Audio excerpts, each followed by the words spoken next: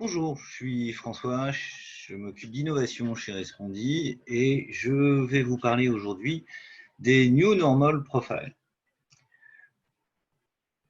En ce moment, nous voulons tous savoir si le monde d'après sera et s'il sera comme le monde d'avant ou pas. Qu'est-ce qui, sur nos marchés, va évoluer ou pas. New Normal Profile, c'est un outil qui vous permet de formuler des hypothèses motivées sur des données sur le monde d'après pour vos marchés ou vos cibles. Pourquoi parle-t-on de changement? Parce qu'au cours du confinement, on a expérimenté un autre mode de vie qui éventuellement amène certains d'entre nous à réviser leur position et leurs pratiques sur des sujets aussi divers que la façon dont on cuisine, la façon dont on entretient son corps, la façon dont on se distrait. Et aussi, plus fondamentalement, peut-être que le confinement a entraîné chez certains d'entre nous une réflexion sur leur rapport au travail à travers le télétravail, leur rapport à l'écologie, leur rapport aux autres à travers les travailleurs clés, par exemple. De fait, le résultat de ces réflexions ou le résultat de ces changements de pratique, il peut perdurer après la période de confinement et entraîner un new normal. Donc, pour savoir si cette période elle a un impact sur le monde d'après, il faut savoir ce que les gens ont fait pendant cette période, c'est-à-dire pendant le confinement.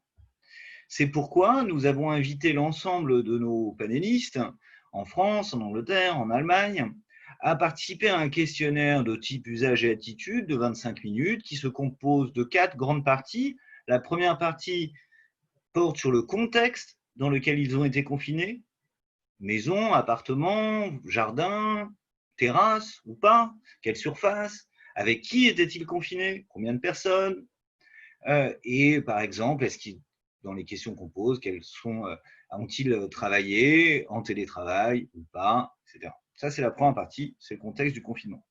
La deuxième partie porte sur les activités qu'ils ont fait pendant le confinement.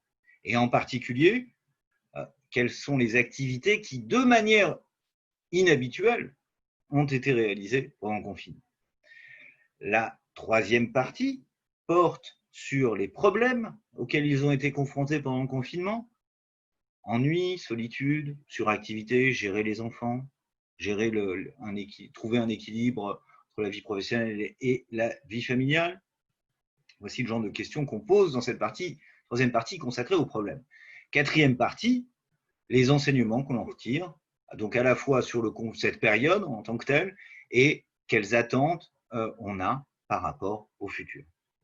Si bien avec ce questionnaire, si bien qu'on dispose avec ce questionnaire pour chaque personne qui a répondu à ce questionnaire, une vision exhaustive et détaillée de son expérience du confinement. À quoi ça sert? Typiquement, ça sert à mesurer certaines conséquences du confinement. Par exemple, je prends mes New Normal Profile pour des répondants qui avaient participé à un sondage dans lequel on leur demandait, donc j'ai répondu, dans lequel on leur demandait quelles étaient les marques alimentaires qu'ils utilisaient, là, représentées par les marques A, B ou C. Et je crois ça avec l'item qui concerne les ingrédients qu'on a utilisés ou les produits alimentaires qu'on a utilisés de manière inhabituelle pendant le confinement. Et bien là, je me rends compte, par exemple pour la marque B qui est en gris, que j'ai une surreprésentation des utilisateurs de produits surgelés au sein de la marque B. Si je regarde au sein des clients de la marque B, si je prends les clients de la marque C qui sont en vert, je me rends compte qu'ils ont utilisé plus que les autres des produits frais et des plats préparés. Si je suis la marque B, de fait, je peux m'interroger sur l'opportunité de fournir des produits surgelés. Voilà, par exemple, c'est peut-être un peu naïf comme conclusion, mais en tout cas, je peux utiliser ce résultat pour nourrir ma réflexion produit ou communication. Il en va de même pour la marque C concernant les produits frais et les plats préparés. Plus largement, à partir de ce questionnaire, nous avons identifié 6 segments de profil de confinés. Chaque segment a un vécu différent du confinement et des aspirations différentes pour le monde d'après. Si je présente ces 6 clusters en utilisant un axe qui va de l'expérience négative du confinement à l'expérience positive du confinement, j'ai un cluster qu'on appelle les piégés et ES parce que ce sont on y trouve de façon surreprésentée des femmes seules avec enfants habitant dans un petit appartement, typiquement en banlieue, et qui ont vécu le confinement comme une période d'enfermement. Ensuite, viennent les dépassés. Les dépassés, là, on y trouve une surreprésentation des hommes avec enfants. Et pour eux, le confinement, ça a été une période où il y avait trop à faire. Ça a été trop compliqué de gérer les enfants, la maison, le travail. Et ils en ressortent avec un ressenti assez négatif. Ensuite viennent les sceptiques. Les sceptiques ont la particularité d'avoir sur cette période une perspective idéologique. Pour eux, les problèmes posés par le confinement n'étaient pas d'ordre pratique, mais simplement le principe du confinement, ils y sont opposés. Pour eux, le confinement, c'est une mesure liberticide et ils ont donc vécu cette période de façon assez négative parce que c'était une période de privation de liberté. Ensuite, là, on attaque les clusters qui commencent à avoir une expérience plus positive du confinement et donc un désir de monde d'après différent du monde d'avant. Les isolés, eux, on y retrouve de façon surreprésentée des retraités, pour qui certes le confinement a été une période de solitude, mais aussi une période de protection. Et donc ils aimeraient que ce caractère protecteur se poursuive au-delà du confinement. Ensuite viennent les opportunistes. Les opportunistes sont des gens qui ont profité du confinement parce que ça a été l'occasion de faire des choses qu'ils n'ont jamais le temps de faire en temps normal, entre guillemets. Donc typiquement, passer du temps avec les enfants, bricoler, jardiner, cuisiner. Et à l'issue du confinement, ils déclarent qu'ils aimeraient bien continuer dans cette voie, avoir le même mode de vie qu'ils ont, en tout cas avoir un mode de vie qui offre plus d'opportunités de loisirs, par exemple. Et donc, ces gens aimeraient que le monde d'après leur permette de faire cela. Ensuite, pour finir, viennent les adaptés, qui eux ont vécu le confinement d'une certaine manière comme un temps normal parce que leur contexte de vie était particulièrement adapté au confinement. Donc pour eux, ça a été presque un temps normal. Et typiquement, là, on va retrouver des gens qui sont des néo-ruraux, qui ont quitté la ville pour des questions éventuellement d'écologie ou d'espace de vie, et qui se voient renforcés dans leurs croyances par ce moment du confinement. Comment se servir de ces segments? Eh bien, on peut refaire notre petite opération à base de marques en croisant donc un sondage auquel des gens dont on dispose des New Normal Profiles ont répondu quelles étaient les marques qu'ils utilisaient. Donc voilà la marque A, la marque B, la marque C. On voit pour chaque marque la représentation des différents clusters. Et si si je m'occupe de la marque A, par exemple, je vois que les opportunistes et les adaptés y sont surreprésentés. Et donc, je peux m'interroger et formuler des hypothèses pour rendre mon offre produit ou ma communication plus adaptée au monde d'après que appellent de leur vœu ces deux clusters.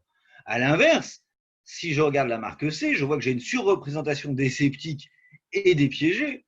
Et là, je peux me dire, bon, eh bien, il n'y a pas de raison de changer mon offre produit ou mon offre de communication puisque les piégés et les sceptiques veulent que le monde d'après soit comme le monde d'avant. Je peux faire la même opération en utilisant chacun des items et des variables qui sont issus du questionnaire New Normal Profile. Et par exemple, je peux relire des résultats d'études passées. Là, nous avons pris un exemple où, avant le confinement, nous avions testé un concept qui obtenait 52% d'opinion favorable. Je prends les gens qui ont répondu à ce questionnaire, je regarde leur New Normal Profile et je trie en fonction des différentes variables. Là, par exemple, on voit que la question de l'argent a un impact sur l'adhésion au concept. À moi, ensuite, analyste, du concept ou de la marque, de voir si je dois en tenir compte parce que le concept est fait de telle manière que l'impact financier peut effectivement être pris en compte, ou en fonction des cibles que je vise, si je pense qu'elles sont surreprésentées dans ces différents groupes. Donc, on peut utiliser les New Normal Profiles en croisant des résultats d'études menées chez Respondi dans le passé ou actuellement avec nos segments.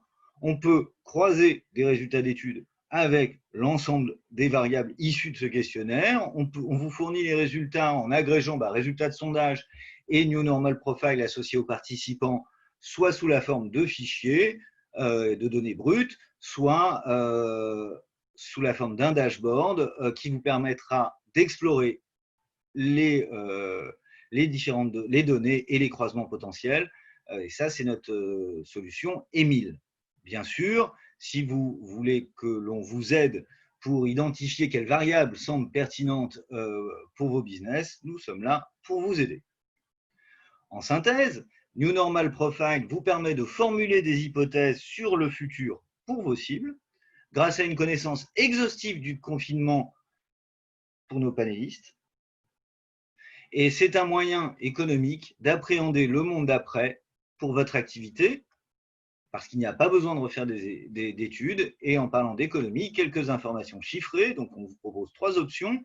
Agrégé données de sondage et segments, c'est 375 €. Agrégé données de sondage et l'ensemble des réponses au questionnaire New Normal Profile, c'est 750 €. Et le package complet, données de sondage, segments et réponse au New Normal Profile, c'est 1125 €. Je vous remercie de votre attention et nous sommes à votre disposition pour toute question complémentaire. Merci.